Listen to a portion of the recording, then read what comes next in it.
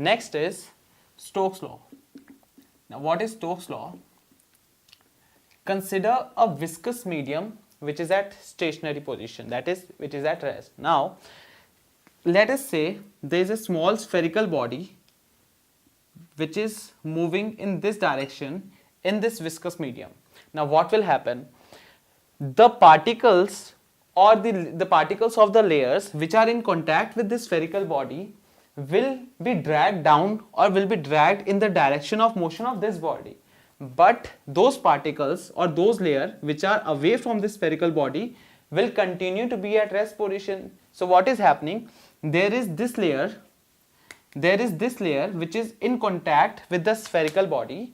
This starts moving in the direction of the movement of the spherical body, whereas the layer which is farther away from the moving layer, they are still at rest, right? So there becomes a relative motion between the layers of the viscous medium, due to which viscosity will come into play and it will oppose the motion. So what happens? A viscous drag force comes into play. Viscous drag force means an opposing force which tries to stop or oppose this motion. So this viscous drag force comes into play, which opposes the relative motion between the layers of the viscous medium, and it stops or it tends to stop the motion of that spherical body.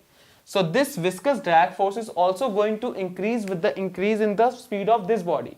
Stokes found out that this viscous drag force or the opposing force which is acting on the body, on the spherical body, due to the relative motion between the layers of the viscous medium, this thing has this formula 6 pi eta RV.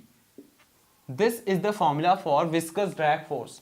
Now we can experimentally find out the value of this. Suppose the spherical body has radius r which is moving with velocity v. This medium has this density, the viscosity this, right?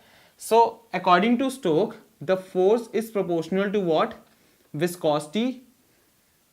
The factors, I am writing the factors. Viscosity, it is proportional to radius and it is proportional to velocity, right? So what do we do in dimensional analysis? Let force be proportional to viscosity raised to power a, radius power b and velocity power c.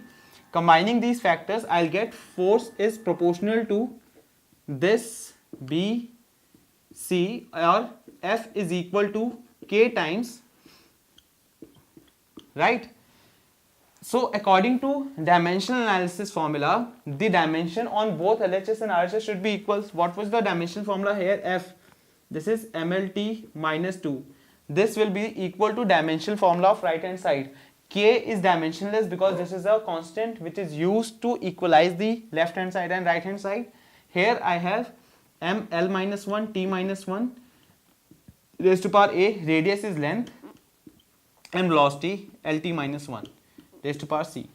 I'll get m raised to power a, L raised to power minus a plus b plus c, and t raised to power minus a here and minus c here. This is equal to m. This is equal to m L t minus 2. So equating powers on both sides, I'll get a is equal to 1, right?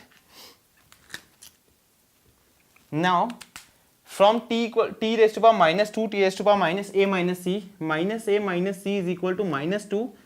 So this all become positive. A is already 1, so c becomes 2 minus 1, that is 1. C comes out to be 1. Putting the value of a and c in this, L raised to power 1 here, so 1 is equal to minus a plus b plus c. A is 1 plus b, c is also 1, so they cancel out, so this gives you b is also equal to 1. Therefore putting value of a, b, c in this equation, I'll get F is equal to k, viscosity, radius and velocity, and experimentally the value of k is found out to be 6 pi. So the formula becomes 6 pi eta RV.